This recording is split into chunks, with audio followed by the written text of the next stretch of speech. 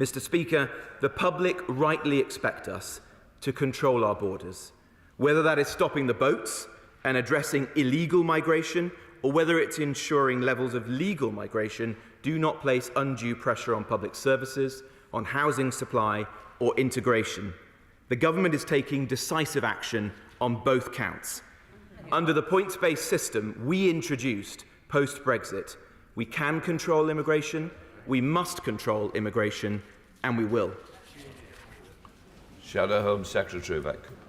Thank you, Mr. Speaker. Today's extraordinary figures, including doubling the number of work visas since the pandemic, show that the Conservatives have no plan and no grip on immigration.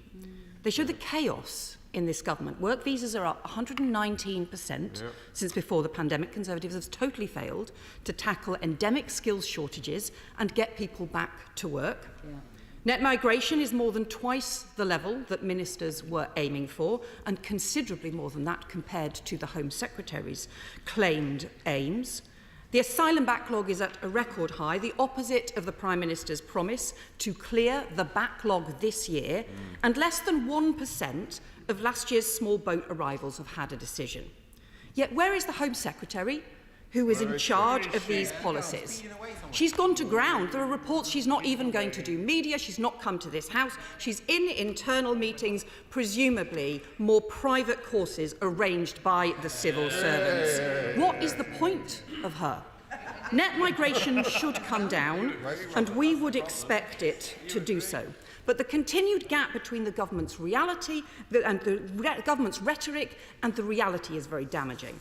Rightly, the UK has given support to Ukraine and Hong Kongers. Rightly, we welcome international students who bring substantial benefits, but changes on family are sensible. International recruitment will also always be important, so we get the skills and talent we need. But this is a major increase in employers turning to overseas recruitment, and the government has no plan to increase training or properly tackle those skills shortages from here at home. So on health and social care, one of the biggest areas, why will he not agree to Labour's plan to increase the training for nurses and doctors in the UK paid for by getting rid of the non-DOMS exemption?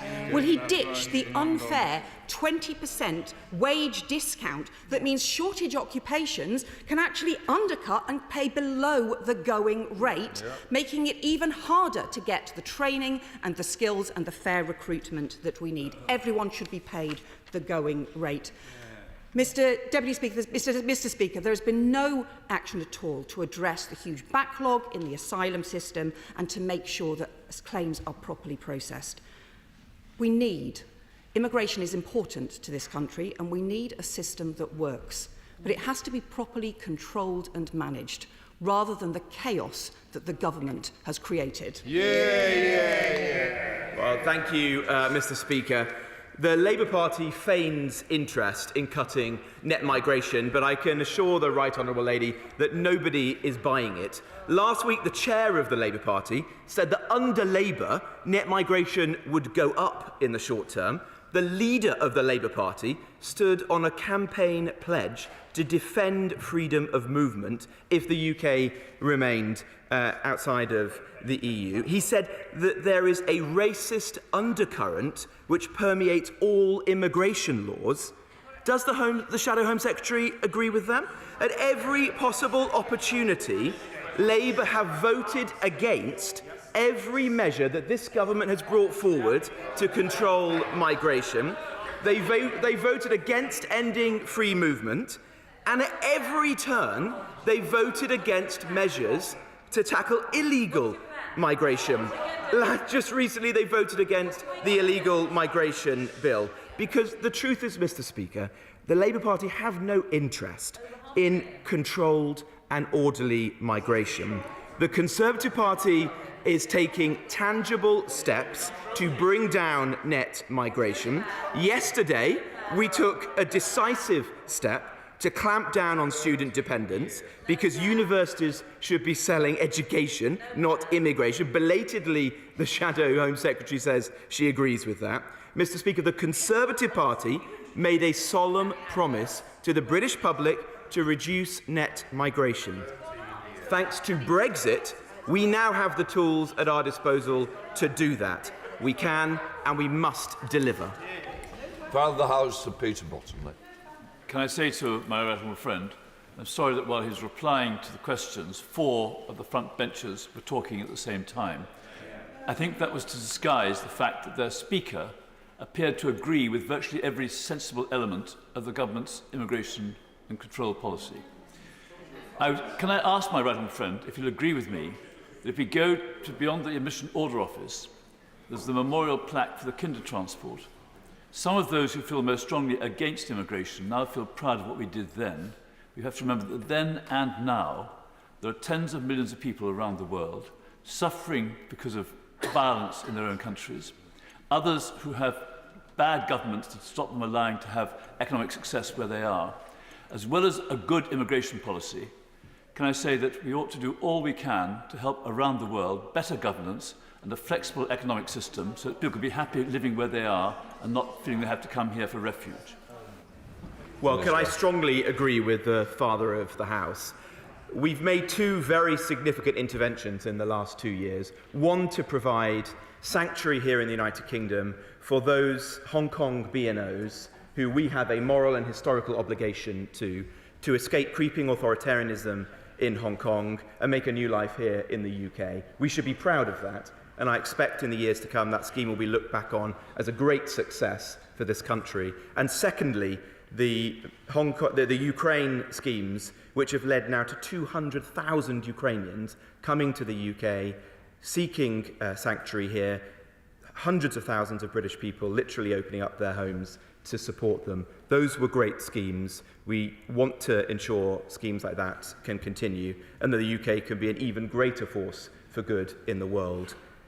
That does not, however, mean that we should go slow on further measures to bring down net migration, because net migration does place very significant burdens upon communities in terms of housing and public services and our ability to integrate people. That's why we made further interventions this week, and we'll consider further ones in the future. SNP spokesperson Stuart C. MacDonald.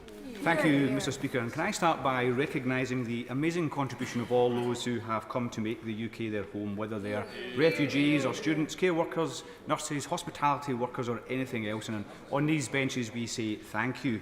And of course it was right to welcome Ukrainians and BNOs from Hong Kong in 2022, and we welcome that as well. And I really hope that British politics isn't going to descend back into a horrible competition about who is going to be toughest on immigration. Mr. Speaker, ministers often give us a nice soundbite about how they want a migration system that works for the whole of the UK.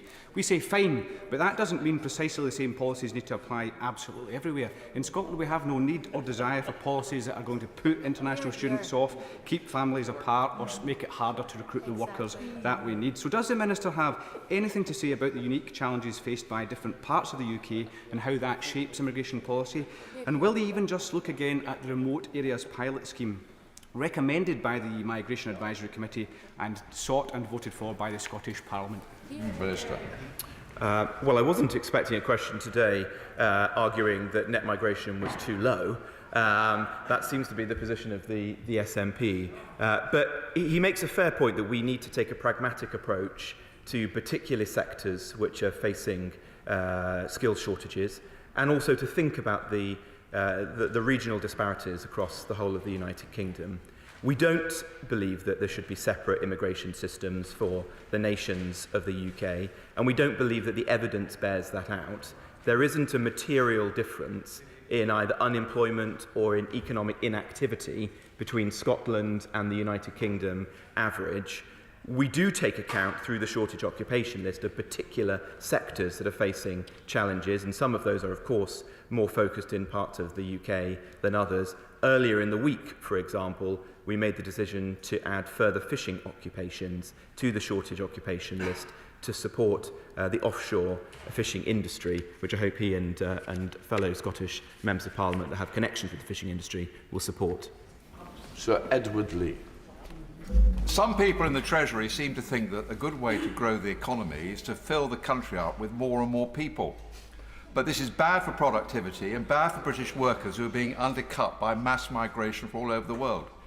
Why is it that under the points-based system, we allow people in earning only $26,000 a year, but the median UK salary is $33,000 a year. Is it an obvious solution to this to insist that everybody comes in, is skilled and earns the median UK salary, and then we can boost productivity and get British people back to work? Minister. Well, my right honourable friend makes an important point that he's made in the past, and one which I have a lot of sympathy with. We both believe that we need a controlled migration system, and that net migration has a number of impacts upon communities, including further pressure on public services, further pressure on housing supply, and making it more difficult to integrate people into our country and maintain community cohesion. In some instances, high levels of net migration also place pressure downward on wages for the domestic economy and enable some employers to reach for the easy lever of importing foreign labour rather than training up their own British workforce. It's for those reasons that we created the points-based system that has a salary threshold, a freedom that we only have as a result of leaving the European Union. And if there are further changes to that system necessary in the future, we'll take them. Thank you very much indeed, Mr. Speaker. Well, local residents in my constituency are quite rightly shocked and concerned to hear that the Minister's Department is planning to house 300 asylum seekers in the Stradey Park Hotel, a totally disproportionate number for the village of Furness and local services. So will the Minister agree to meet with me to hear about local concerns, and what is he doing to prevent the need to commandeer the Stradey Park Hotel and to clear the Home Office backlog of 160,000 undetermined claims, so those from safe countries can be returned and those who are genuine refugees can move out of hotels and be integrated in small numbers into suitable communities? Well, I'm delighted to hear that the government has just chalked up another vote for the illegal migration bill, because you cannot have a position where you say you want open borders, unlimited numbers of individuals coming into this country, whether legally or legally, but you don't want them in your own constituency. That is an inconsistent approach. If the Honourable Lady feels so strongly and is getting such strong representations from her constituents, she should support the government's efforts to clamp down on illegal migration. Sir Desmond Swade. When they take effect, what estimate has he got for the impact of the measures they had announced yesterday? Well, we believe that the measures we announced yesterday with regard to student dependents will have a tangible effect on the number of student dependents coming into the country, which, as the figures published by the ONS show, are very considerable today. It isn't right that universities, in some cases, are in the immigration business rather than the teaching and education one. We're clamping down on those practices, and that will help us to bring down net migration in the medium term. But let me be abundantly clear to my right honourable friend. Net migration is far too high, and we need to take measures to bring it down. We are not complacent. We want to make good on our promise to the British public. Mr. Carmichael. Speaker, the Immigration Minister seems to be making a very good case for increased wage inflation. I wonder what his colleagues in Treasury make of that, about the overall impact on the economy. Sector after sector, whether it's agriculture, hospitality, fishing, care services, all tell us that they need access to more skilled staff and that they simply do not have that access at the moment. The Minister stands at the dispatch box and talks about adding fishing to the shortage occupation list, but he completely ignores the fact that his refusal and the Home Secretary's refusal to lower the standard of English language skills that are required renders that absolutely meaningless for the fishing industry, and as a result of his decision, fishing boats in my constituency and right around the coast are tied up today. When is he going to start listening to business, and when did the Conservative Party stop doing that? Well, the case that I was making was that you sustainably increase productivity by encouraging our employers to invest in their workforce and in technology, rather than simply reaching for the easy lever of further international labour. With respect to the fishing sector, we've made this measure today and it's been broadly welcomed, or this week it's been broadly welcomed by the fishing sector. I fundamentally disagree with the right honourable gentleman if his contention is that we should allow people into the United Kingdom on visas that have a route to settlement who cannot speak or write English. That is wrong. The standard of English that we maintain is a low standard and we need it for health and safety at the workplace, to prevent exploitation, and to ensure people can integrate into our communities. That is absolutely the right approach. Bob Black. People who come to this country and want to work in our country and add value to our country are welcome. And clearly the concern is the illegal migration figures that have continued to grow. But given the figures have almost flatlined in terms of net migration, can my right honourable friend lay out for us what has happened over that period of time and what his plans are for the future to make sure that that total measure comes down? Well, the ONS have changed its methodology and have increased the estimate that they made in the middle of last year to say that the number for net migration was 606,000 at that point when they previously published their data, and that since then they see no evidence that it's increased, which suggests that numbers are now flatlining. There are reasons to believe that the number of individuals coming on our humanitarian schemes from Hong Kong and Ukraine will reduce over the course of this year, although it's difficult to predict with any certainty, particularly with respect to Ukraine. The measures that we've taken this week with respect to student dependence will have a material impact, and so it's reasonable to assume that numbers will now be on a downward trajectory. But I don't want to give any impression of complacency. There's clearly a great deal more to be done, and if we need to take further interventions, we will do. Live effort. Thank you, Mr. Speaker. The government's clearly lost control of all aspects of immigration and migration, and we have voted against the Nationality and Borders Bill and the Illegal Immigration Bill because we said they wouldn't work, and these figures show they haven't worked. So can he explain why it is that fewer than 1% of the people who arrived on small boats last year have actually had their asylum claims determined, and why is the figure so low? Well, the honourable gentleman has voted against, or his party have voted against, every measure that this government has brought forward to control migration, whether that be legal or or illegal. So his contention that the Labour Party would get control of migration is frankly laughable.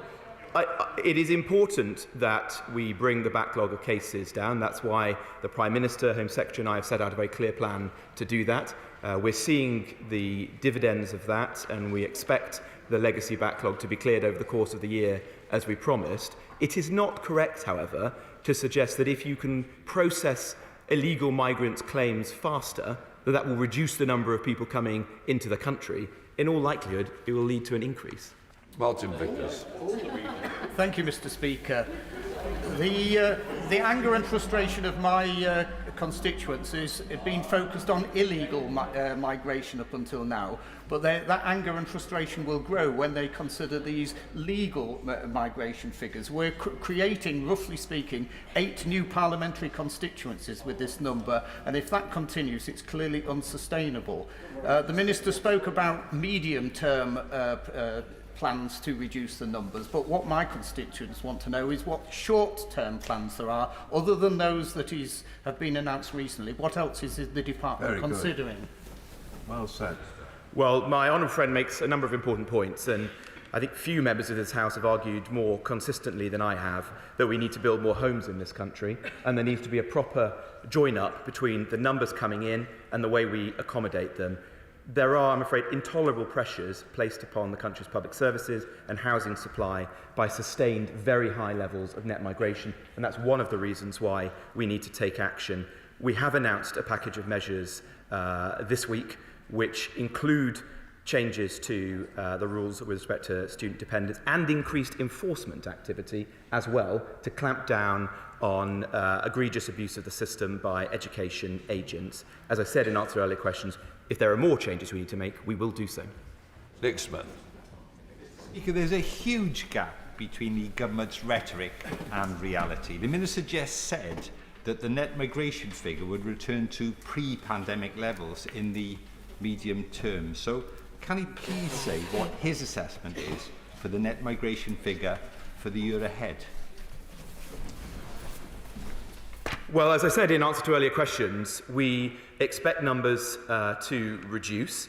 We're taking further steps this week, which we think will make a material difference. And if we need to do more, we will do, because net migration is far too high. I hope that the honourable gentleman, by his question, agrees with me in that regard, and that he will support measures that we take to bring the numbers down.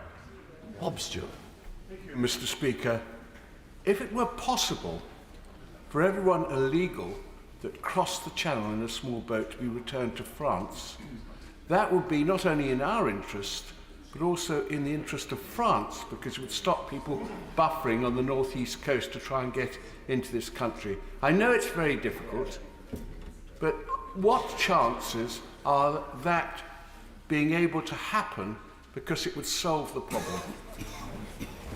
We're making considerable efforts to deepen our relationship with the French government. In fact, next week I'm in Paris meeting our counterparts in the French Interior Ministry. The Prime Minister has achieved in short succession 2 significant deals, which are leading to an increase in activity on the beaches, increased joint working on counter-organised immigration crime, and a new joint working centre in Lille that I'll be visiting shortly. If there was a possibility of a readmissions agreement with France, that's certainly something that the government would welcome. We've made that clear. And in our conversations, both with President Macron and with the Commission President Ursula von der Leyen, we have offered a range of solutions that could lead to that. I would just say, however, that the previous readmissions agreement, Dublin, that operated during our time in the European Union, was not a successful one. In the last years of its operation, in fact, more people were being brought from France to the United Kingdom than sent from the UK to France. So this isn't a panacea, but if there are ways in which we can take this forward, we will do. Mr. Speaker, the Tories in the government benches in the Tory-like Labour Party will have the public believe that a rise in net migration is something to fear. This couldn't be further from the truth. Immigrants across all 4 nations make contribution to society, politically, economically and socially, from running small local businesses in our high streets to developing groundbreaking technology and working in the NHS. They're integral to society. Mr. Speaker, in my maiden speech, I called for immigration to be devolved. Scotland wants immigration and our needs are different. Does the Minister agree that now is the time for immigration to be devolved to the Scottish Parliament? Well, I don't agree with the Honourable Lady. As I've already said in answer to other questions, there is a limit to the number of individuals who can come into any country, regardless of the benefits that they might bring, because we have finite resources in terms of housing and access to public services. Independent advisers, including the Migration Advisory Committee, have said that there are a range of reasons why migrants choose to come to other parts of the UK over Scotland in some cases, and there is a role for the Scottish Government in tackling those issues. Louis French. Thank you, Mr. Speaker. Unsustainable levels of migration continue to have a significant impact on the likes of housing in the South East. Does my honourable friend agree that we must do all we can to reach sustainable levels of migration, and when it comes to illegal migration and processing asylum claims, ensure that the Home Office cracks down on both the people smugglers, whilst also ensuring the likes of Scotland takes its fair share of people rather than just continuing to turn up here and virtue signal?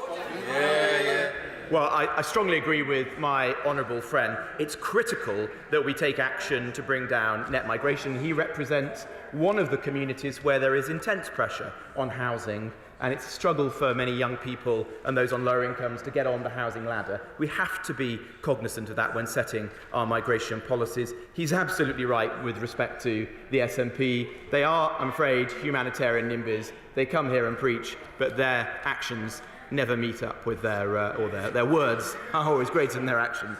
Karen Smith. Thank you. Mr. Speaker, somewhat unusually this morning, we seem to have learnt something new from the dispatch box, which is that the Home Office's inability to progress applications, resulting in many people living in hotels, including in Bristol and across the country, means that the holding pattern will remain for some time.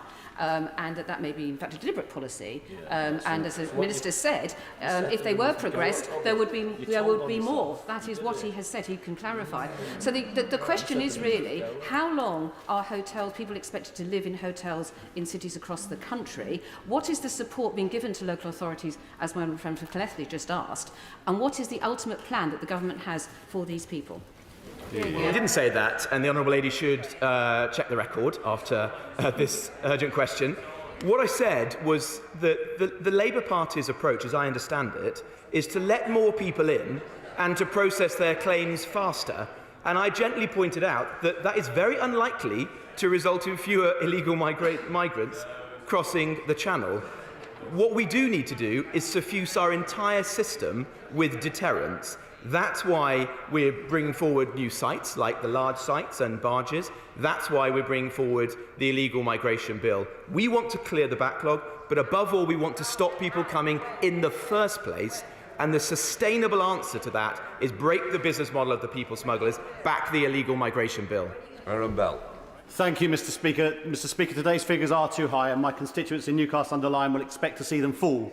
So can I welcome what the Office of National Statistics have said about them flatlining, and can I also again welcome what he announced yesterday about student dependent visas, which I think will help them to fall.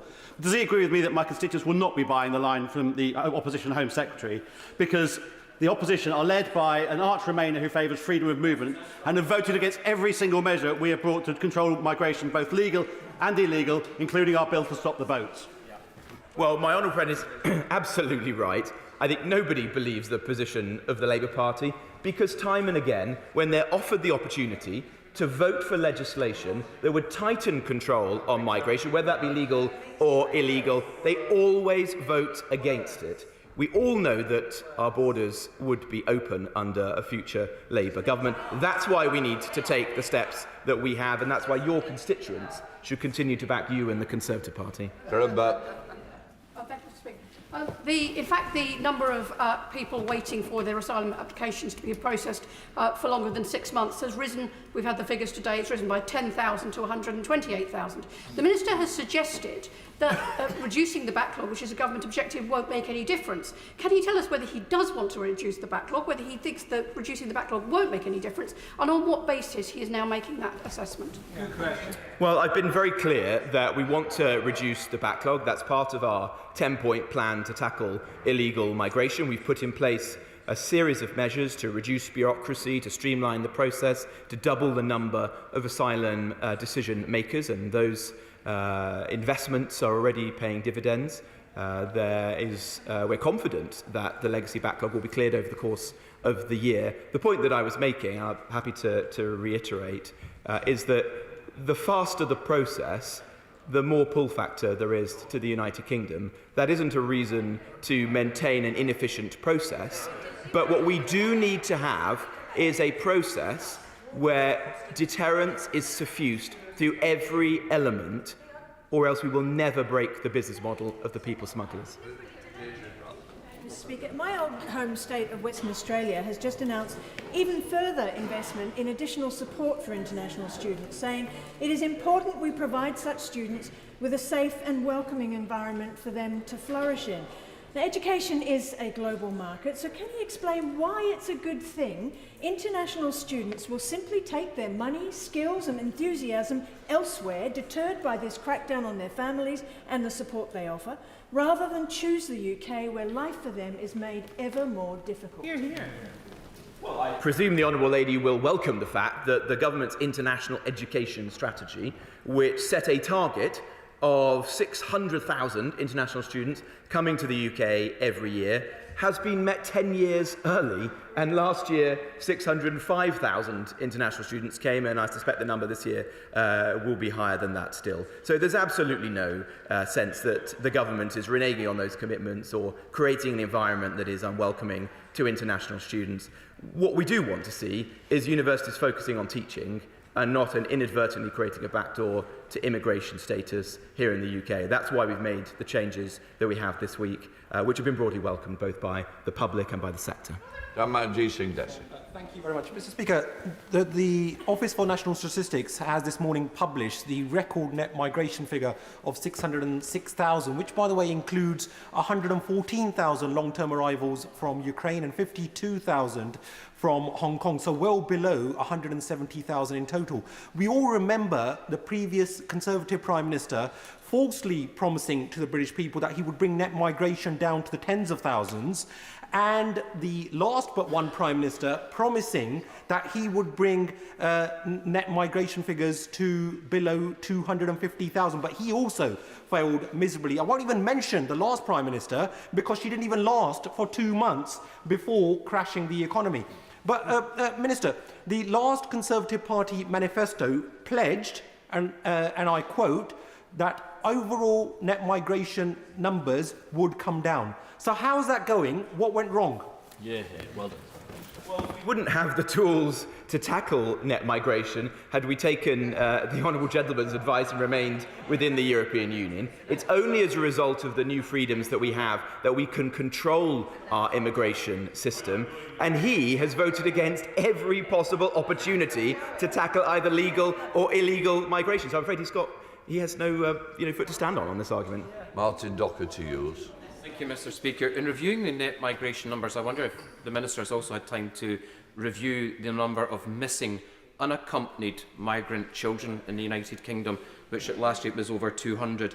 And if he's not had time to review that, could he maybe come back to the House and tell us how many of those missing children have been found and what his government's doing to make sure it never happens again? Well, I have looked into this issue in great detail and have spent time with our own officials in the Home Office, with the local authorities, where we have US hotels, speaking privately to the social workers and support staff that care for them to ensure that we have the right processes in place. And I'm confident that we do. The hotels have a range of support around them, very considerable support.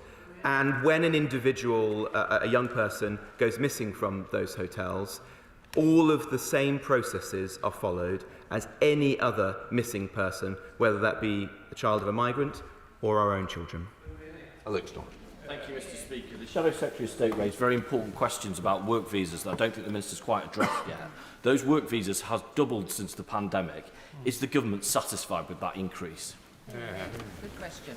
Well, we want to have a system that enables businesses to bring foreign workers in where there are sustained skill shortages, but we want British employers to focus in the first instance on training British workers to fill those vacancies, because there are large numbers of people who are economically inactive, and the first duty of employers and of the government is to help those people back into the workforce.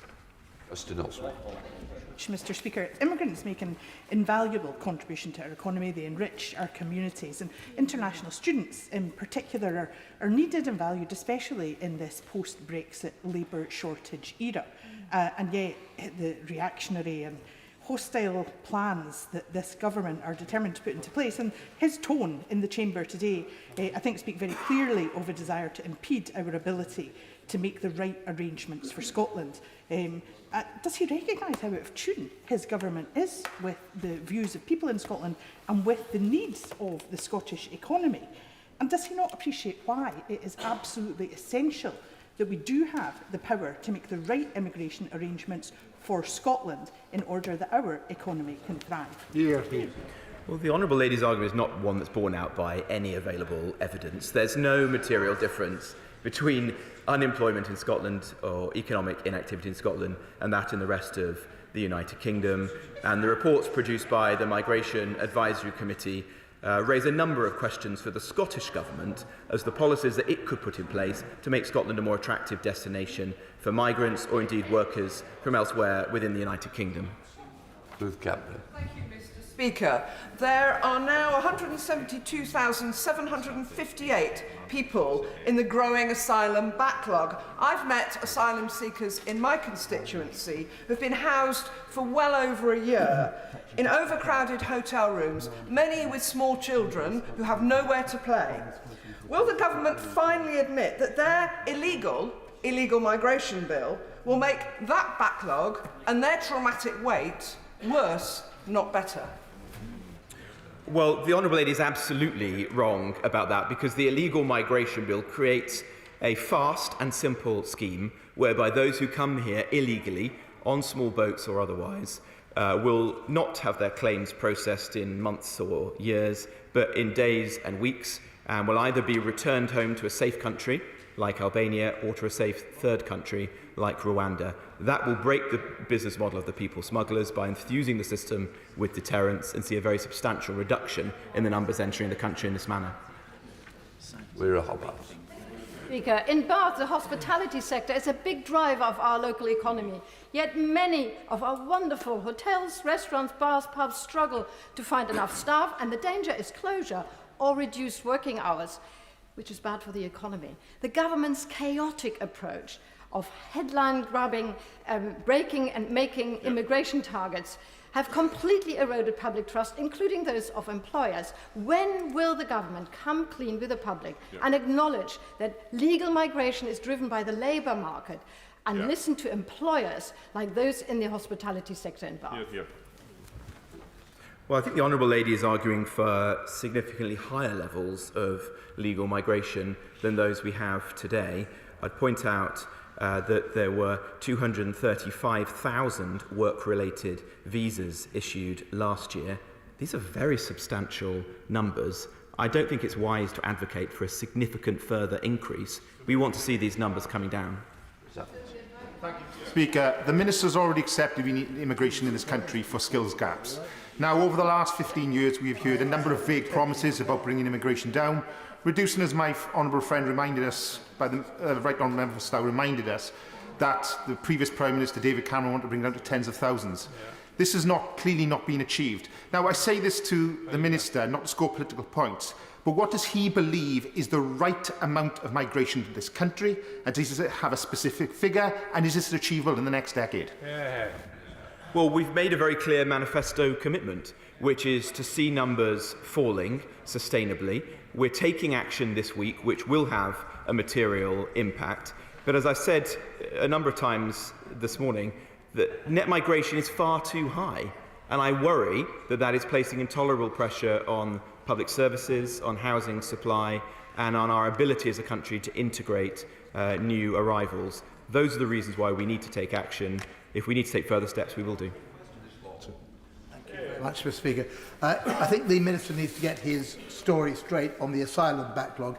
Is he saying that he wants to get it down, in which case he's not doing a very good job because it's up to 172,000, or is he saying he's keeping it high with all the attendant costs and misery of that in order to deter fresh claims? I've been very clear that we want to get the backlog in cases down. But what I've also pointed out is that Labour's only policy with respect to illegal migration is to clear the backlog faster. Open borders, faster processing. That's not going to work. Thompson. Thank you, Mr. Speaker. The Minister and I are clearly never going to agree on whether or not immigration is too high. But one area where we might be able to agree that it's too low is when it comes to the rural areas and the need for seasonal workers in the agri-food sector, where a shortage of such workers left millions of pounds of fresh produce to rot in the fields. Now, the Scottish Government has called for a bespoke rural visa scheme to help bring that labour that is needed to Scotland to help pick that. Would the Minister agree to meet with me so that we can tease out some of the issues around that, maybe free from the pressures to generate headlines in tomorrow's press? Well, I'd be happy to discuss that issue with him in the spirit that he raised it today. I'm not persuaded that it's practical to create an immigration system whereby we have visas specific to certain parts of the United Kingdom or to rural versus urban areas. We do have a seasonal agricultural workers scheme. We've recently announced that will continue next year, and in fact we've offered to increase it to 55,000 people per year. Last year the scheme was capped at 45,000 and we had fewer applications than that number, so it seems to be operating at the correct level. We do have to be very careful about abuse, and we did see last year, I'm afraid, a rise in the number of people who came across on the scheme who were either exploited by gangmasters or who put in asylum claims. And it wouldn't be right for us to create a system that lead to a further increase in either of those activities. Jim Sharp. Mr. Speaker, the Minister will know that I believe very much that we have a moral obligation to help the widows, the children and the orphans. And that is why I believe we must have a robust immigration and asylum system that allows the vulnerable and the needy to find their new home. A constituent of mine has a hard-working young man who is seeking to bring his brother and daughter to the UK, to Northern Ireland, to my town of Newton Ards, by the way. He lost his brother, who lost all of their entire family in the Turkish earthquake. And yet we have an impasse, which I find quite frustrating, Mr. Speaker. Can the Minister underline what changes can be made to prevent an influx of unmarried young men to be allowed instead of a focus on those devastated children, lone parents and their families? Well, I'd be happy to look at the Honourable Gentleman's specific case if he wishes. With respect to dependents of migrants coming into the UK, we do have schemes, and the numbers published by the ONS today show that there are significant numbers of migrant dependents entering the country, or the family members of British citizens. With respect to the broader point, which he regularly champions about the UK being a force for good in the world and welcoming people for humanitarian purposes, the numbers published today show that the UK is one of the world's leading countries for humanitarian visa routes. We should be proud of that and not accept anybody who says otherwise. That completes the urgent question. Those who wish to leave, please do so.